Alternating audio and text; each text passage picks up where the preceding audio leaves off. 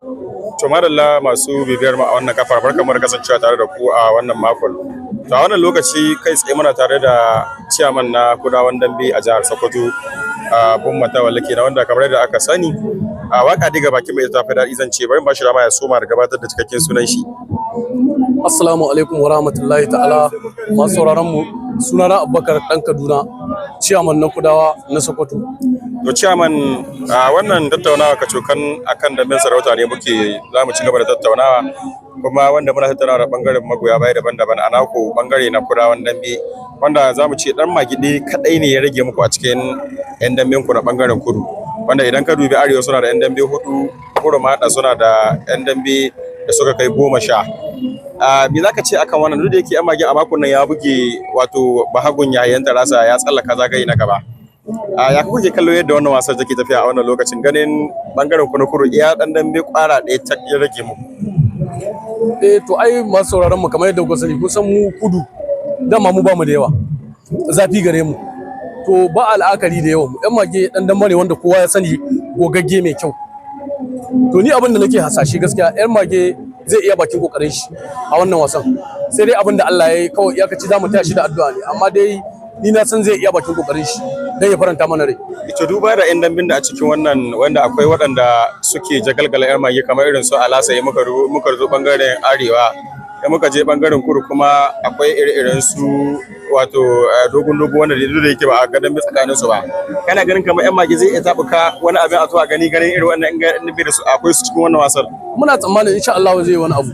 Ai dan kai dan baka buge mutum yau, ka kuma idan baka buge mutum ba shi zai sa a ce shi ne dan da kai ba zai buge ka ba. To a wannan lokacin bangaren ku na kudu ana ganin kamar a kudu ta kare babu yan dambe.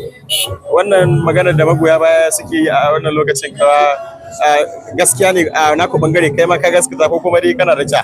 Ni ina da ja a wannan magana. Ai yan uwanku yan jarida ne da yan kallo su suke kashe mana yan dambe, su ce ba mu da yan dambe. Ba a ganin su ne suna hidowa suna? Muna da yan dambe. Abin da ke faruwa da yan damben mu kamar yanzu anan muna da Sha'aban, problem din da ke faruwa yan damben mu ba su da yawa, lodi ne ke musu yawa, shi yasa ba a ganin su da yawa. Yanzu kamar Kano yan mage ne muke da shi kadai kuma ba zai iya ba.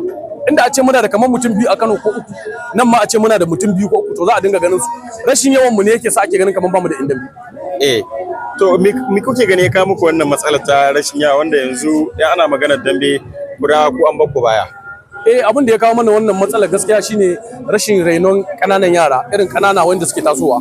Ana a ce a dinga buldin kananan yara wanda suke tasowa kanana ka, to shine zai samu ƙara samun ƙwarin gwiwa. Bangaren ku na kudu a wannan lokacin an rasa Zazu da Alhaji Tanko, wanda yanzu a gaba ɗaya ga duniyar dambe ka daina jin Zazu, shuru rashin irin Zazu, wa'inda wa'insu suna ganin rashin Zazu ya taɓa duniyar dambe, saboda Zazu zaka ga dan dambe ne wanda yana dambatawa da kowane dan wasa. Ko kamar menene dalilin da yasa aka masu kallo suna duk da yake dama suna son su ji menene dalilin da yasa Zazu aka daina ganin shi gaba daya a bangaren nan? Gaskiya Zazu ni ina da masaniyar barin shi dambe. Zazu yana Kaduna yanzu maganar da nake da kai, wani shi ya dauke shi ya sa shi yana sana'a ne, abin da yasa kenan Zazu ya ba harkar dambe. Amma ko yanzu muna da yan dambe ai, kamar yadda mutane suke ganin kamar ko ba mu da yan dambe, ko har yanzu akwai yan dambe ai.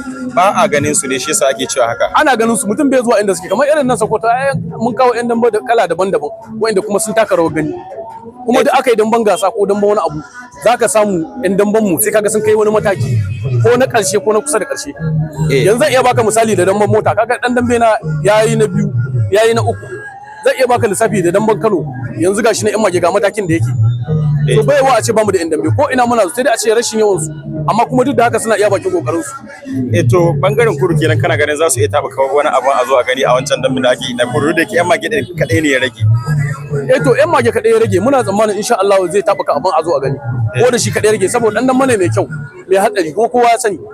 To duk da yake a wannan lokacin bangaren ku na kudu ana ganin rashin yawa, wani sako ke da shi ga yan dambe na bangaren kudu a irin wannan lokacin? Sakon da nake da shi a bangaren kudu, yan damben mu su ƙara hazaka da jajircewa, kuma mu ma yan kallo a taimaka musu da addu'a da abun ma da ke ƙara kawo mana matsala. Wani lokaci idan kana son mutum a gefen mu sai ka rike shi kadai, maimakon ka taimaki wannan ka taimaki wannan, sai an fi gani. To wani zuma aka rike mutum ɗaya, shi yasa ake ganin kaman babu mu, gwani guda ɗaya bai yi. In aka taimaka ma wannan a taimaka ma wannan, to za a ga abu insha Allah za a samu abin da ake so.